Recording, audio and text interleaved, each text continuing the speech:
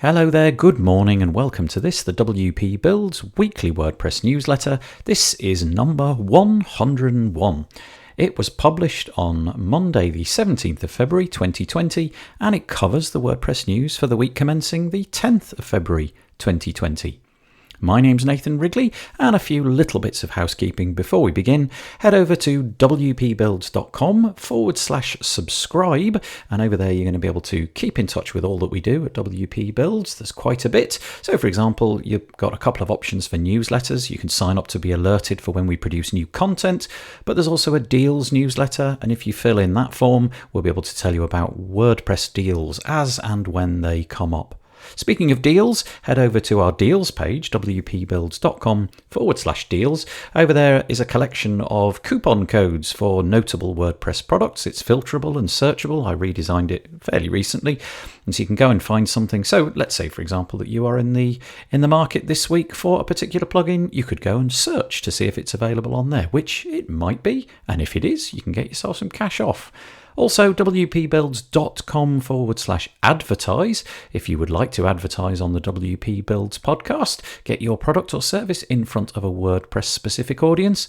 And a couple of other things just before we get started. First one is to say that we have a UI UX session. Sadly, last week we had to cancel it because Peacher wasn't feeling particularly well. So head over to wpbuilds.com/UI and you'll discover that we've rescheduled it for tomorrow or Tuesday. And come along and you'll be able to hear Peacher reviewing probably three websites that have been submitted by some of us, the users of WP Builds content. And she's always got some very interesting and worthwhile advice to listen to. I say listen to it, it's actually on video so you can see what she's on about, which is going to be far better. And the other one to mention is that obviously every week we have a live session. It's actually going to be hosted this week by Paul Lacey because I'm having a couple of days off. I'm off to Wales with my family. And so Paul Lacey's going to be there this week and being joined by Leo Mindell and Vito Peleg. So join in 2 p.m. UK time, wpbuilds.com/live. The WP Builds newsletter is brought to you today by Kinsta. Are you tired of unreliable or slow hosting? If so, check out Kinsta, who takes managed WordPress hosting to the next level. Powered by the Google Cloud Platform, all their plans include PHP 7, SSH and 24/7 expert support. You can migrate today for free at kinsta.com. Okay, let's get stuck into the news, shall we? We always group our WordPress news into sections, and the first section, if there is any, is always WordPress Core. And we've got one piece over on the WordPress Tavern by Justin Tadlock entitled WordPress 5.4 Beta 1 Ready for Testing and Feedback. And it is just that. A Beta 1 release of 5.4 came out on the 11th of February. It closed off 258 different tickets. It is scheduled for release toward the very, very end of March, and there will actually be a Beta 2 quite possibly by the end of this week, so February the 18th. There's a few bits and pieces in there, but really this is one of those beta testing things. If you want to go and check it out, read the post and you can sign up. But there's been some significant improvements with the block editor. So for example, there's now a welcome user modal which pops up if you are using it for the first time. Justin makes the point, and I think I agree with him, that probably this should have landed when Gutenberg came out in version 5, sort of 16 months ago or so now. Would have been quite good to have that. But there are some other improvements. The navigation block, which has been talked about quite a lot, is not making it in. Although it is ready for use, it's felt that it will be far better to deploy it when things like site headers, footers and sidebars are also available in the block editor, and they're not quite yet. But there are some other color options like gradient backgrounds for blocks and things like that which have been added. And there's quite a lot of developer changes as well. So for example, the get calendar function is going to break some HTML, so you'll need to adapt if you are the owner of a plugin which uses that particular function. And there's a new apply shortcodes function which was added as an alias for do shortcode, and there's an explanation of what that's for. But yeah, a nice little update, but only for beta testers at the moment. You'll have to wait for another 6 or so weeks to get your hands on this in the normal channel. Next up, we have WordPress community news, and the news this week has been absolutely dominated by the cancellation of WordCamp Asia. It was the inaugural event for WordCamp Asia 2020, and it's been cancelled. Matt Mullenweg made the call with only 10 days to spare, and the reactions have been mixed and varied. If you are to drop into our Facebook group, you'll see that some people were disappointed and other people were expressing that perhaps they thought this was the right decision. Allegedly, the decision was made over quite a lot of deliberation, several days deliberation. But as the story develops, it does appear that the infection is still spreading, and so putting people at risk, especially given the nature of the fact that this infection can be contagious during a time that you don't even know that you've got it. You haven't developed symptoms, should I say. And so Matt's made the decision to pull it. It's a very, very difficult thing to do, and I'm sure that, looking back, there'll be lots of people saying, well, with hindsight, we could have gone ahead, perhaps, if the pandemic doesn't materialise.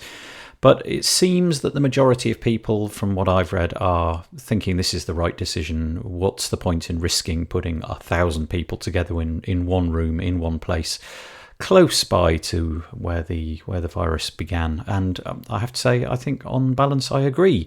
Anyway, it has been cancelled. There's been a lot of outpouring of sentiment around this. So one of the articles that I linked to is the WordCamp Europe 2020 blog post entitled Sending Love to WordCamp Asia, in which they talk about the fact that they woke up to this news and they're expressing solidarity, hoping it can go on next year.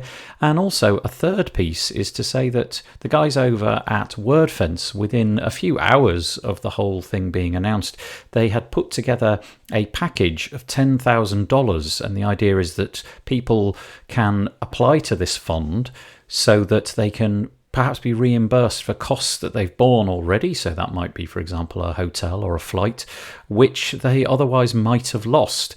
It does say on the piece that so you'll be able to refund up to $200 per person. It's on a first come, first served basis. But ever since then, a few other companies have matched that. And by the time that you hear this piece of news, I'm sure that there'll be many, many more people matching. So, for example, GoDaddy stepped in and a couple of other companies. And I'm sure that this story will develop. And let's hope that lots of people aren't out of pocket from this absolute tragedy. But difficult decision, and let's hope that next year we've got some brighter news. Last week we mentioned that Local by Flywheel has been altered slightly. It's now simply being called Local. Flywheel, the hosting company, of course, was acquired by WP Engine a little while ago, and so I suppose having it branded as Local by Flywheel didn't make much sense anymore. So it's now called Local, but Flywheel customers can now use it as well as WP Engine customers. So it's going to link to WP Engine's digital experience platform, and the idea being that you create a site locally and you basically click a button and all of your, everything, settings and themes and files, the whole lot is taken up to the WordPress digital experience platform that WP Engine have, or you could obviously stick with Local working with Flywheel. The other thing to say is that now Flywheel customers also have access to the Genesis framework. Again, some consolidation in the WordPress space. StudioPress was bought a little while ago by WP Engine, and obviously now that Flywheel, WP Engine are kind of almost synonymous with one another, it made sense to release this to the users of Flywheel. So you get all of the Genesis framework themes free of charge. Very nice. Let's move on to plugins now. So the next section is entitled Plugins, Themes and Blocks.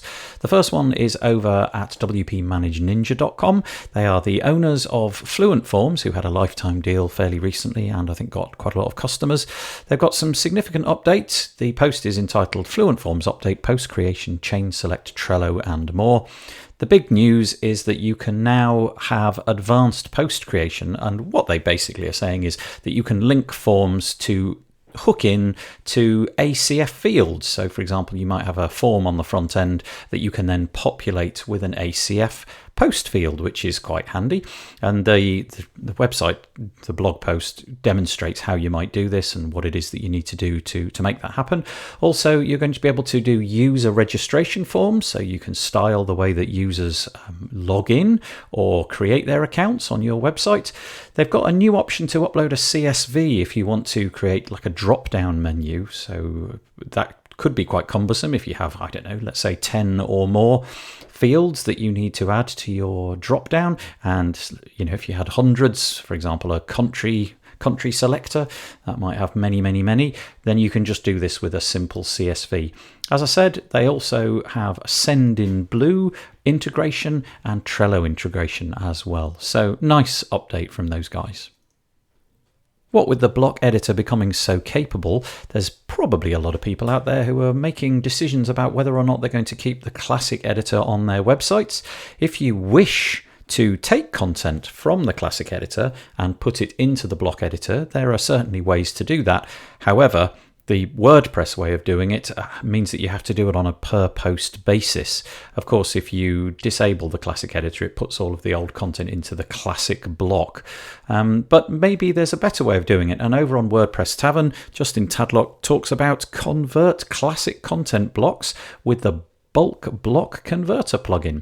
And so we have the bulk block converter plugin, and it enables you to do this on, well, multiple things all at the same time. He goes in to show how the plugin works, how you can bulk select what it is that you want to convert, and how you can then convert those into blocks. So if you have a client, or indeed yourself, you've got a lot of content that you want to switch over and get rid of the classic editor, this may well be for you. We've talked a little bit about the EditorsKit plugin, the fact that Jeffrey Carandang has made a plugin which, unlike other plugins in the block editor, it doesn't actually install a block. What it does is it enables you to have a different range of features to edit your text. So it just basically expands what the block editor does. In fact, in many ways, if you had it installed and didn't know you had it installed, you wouldn't realize that there was a different plugin there. It just creates a whole ton of extra options and it fits seamlessly into the interface. Well, WordPress Tavern this week has a post, EditorsKit tackles typography with first premium add-on. So up until now, that plugin has been completely free, and it still is. There's a whole ton of customization options in there. But with the amount of time that Jeffrey's spending on it and the amount of interest it's getting, he's decided to add this typography add-on, which is a premium add-on. Prices range from $29 to $99. There's a link in the post from Justin, which talks about what this plugin is about.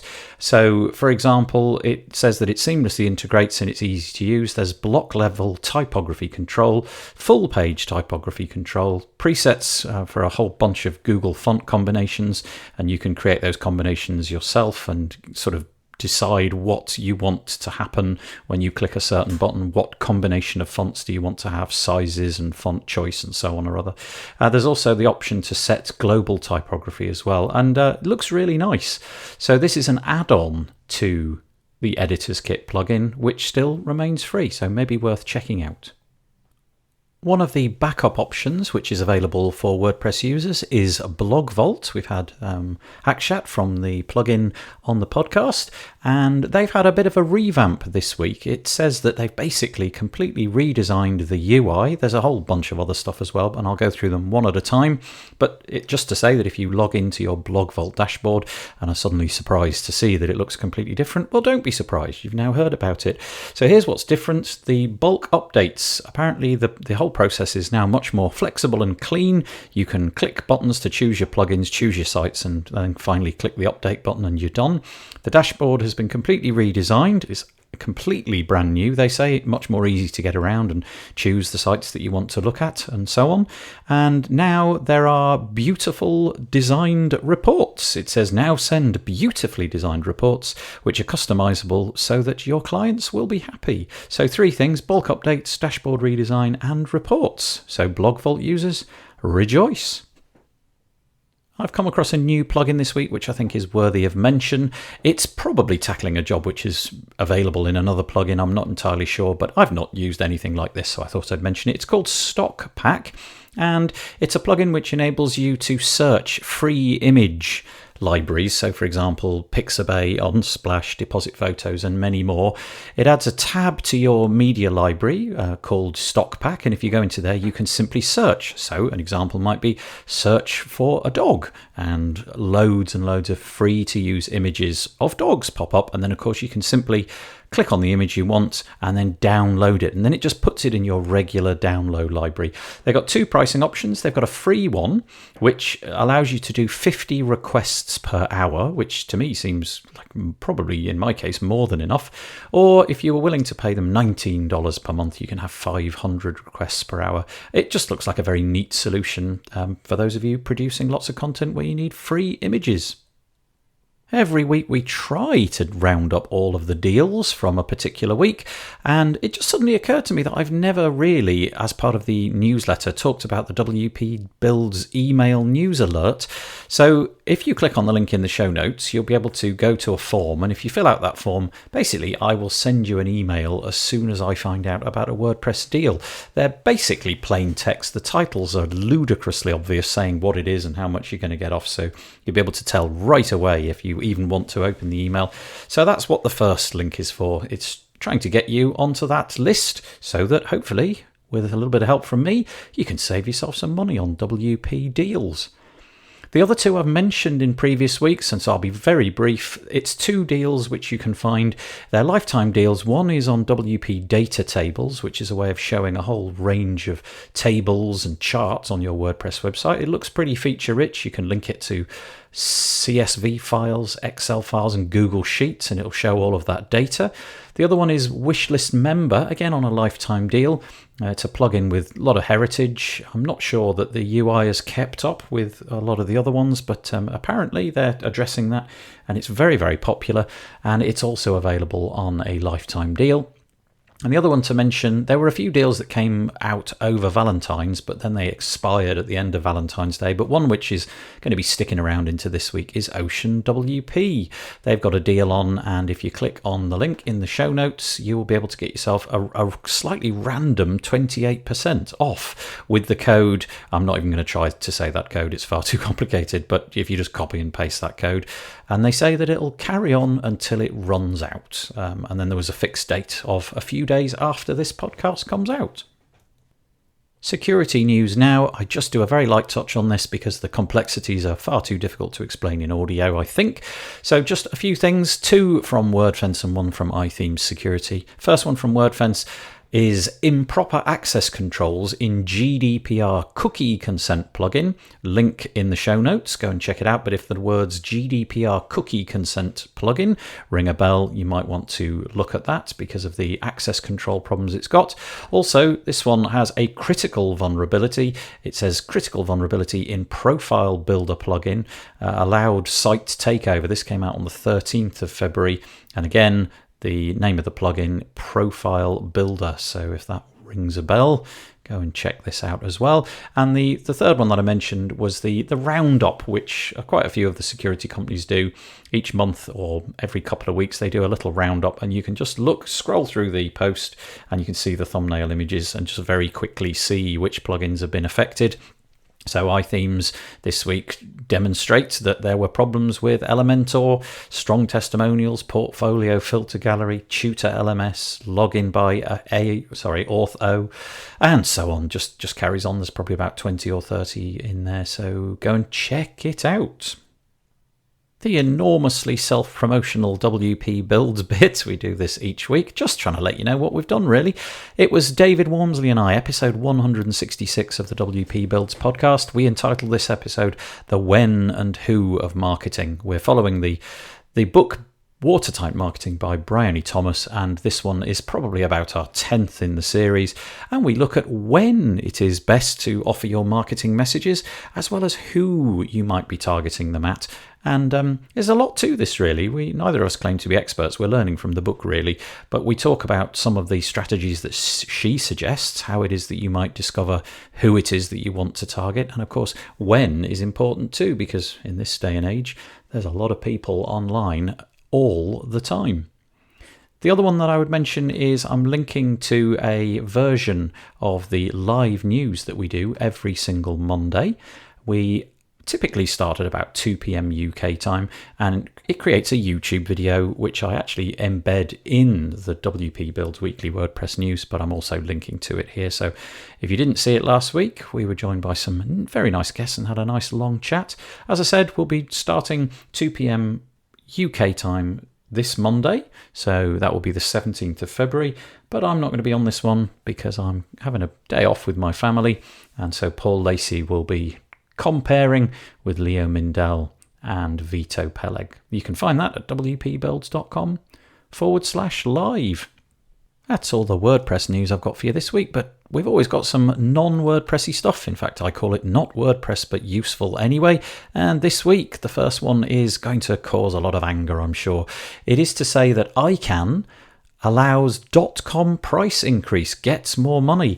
Now, this is not necessarily a brand new piece, but I picked up on it for the first time this week. If you've got lots of .com domain names, you might be interested that ICANN, who has the capacity to decide whether the prices can go up or down, has decided that they can go up. They have come to a sort of closed door decision with VeriSign. And what it basically means is that during the next few years, they can add 7% onto the price each year. So for 4 years, up until 2023, they can add 7% each year. Then there's going to be a 2-year freeze, from which time the prices cannot go up. And then there'll be another period in which they can raise prices by 7% each year. I'm not sure if that means 7% on top of the price now or 7% on top of the price at the end of each year, probably the latter. So it means that the price of your .com domains might go up as much as 70%. ICANN themselves apparently are going to be receiving about $20 million as a result of this. So it does seem slightly peculiar that the people who are in charge of this stuff can just arbitrarily decide to put the price up, given the nature of the commodity that they are selling and the fact that they have a complete monopoly over this stuff. So yeah, really interesting. The next one is over on the vice.com website. This is just really an interesting and quirky story. I don't know if you use Google Maps, but these days Google Maps on your mobile phone has the capacity to give you information about the state of traffic where you are going. So, for example, it might show a nice green road, and the green road is indicative that the road is clear and traffic is running as normal. Or it might show orange or, oh, God forbid, red. And if it shows red, then you probably ought to be redirecting yourselves because the traffic is more or less at a standstill. So the way that they do this is by polling the phones that are on those streets and asking the phones, are you moving? And the phones comply and give that data back. So this chap, this chap called Simon Werkert, I think that's his name, Weckert, I'm going to say, he filled a little trolley, the sort of thing that you might take to the beach to put your buckets and spades in. He put 99 phones in, all switched on and providing data to Google. And then he walked around the city of Berlin, tugging this little wagon behind him. And of course, his pedestrian speed was indicative that there was absolute gridlock, 99 cars completely unable to move at anything other than walking pace. And so Google helpfully sort of tried to redirect people around the route. Anyway, it's a fascinating read, sort of hijinks and a bit of stupidity by this chap, but I just found it to be really interesting. And very finally, over on theverge.com, I don't know if you're anything like me, but there is a certain part of me that enjoys playing with spreadsheets, growing up with Microsoft Excel and trying to get it to do things. And now I tend to use the online versions of Google and things like that. Anyway, there's a particular chap who's called Excel Studio. That's the moniker he goes by, but his real name is Dylan Tallchief. He has made a completely functional kind of music making suite in Excel. It's utterly breathtaking. I mean, it's ridiculous. There's no doubt it's probably taken a very large amount of time, and for like $50 he could have bought a far superior piece of software, but he just wanted to do it, and so he did. So go and check out the video and you can see how he's created like a drum machine music creation suite out of Excel. Sublime, to say the least. Right, that's all the news I've got for you this week. I really hope that you enjoyed it and that you got something useful out of it. Please let me know.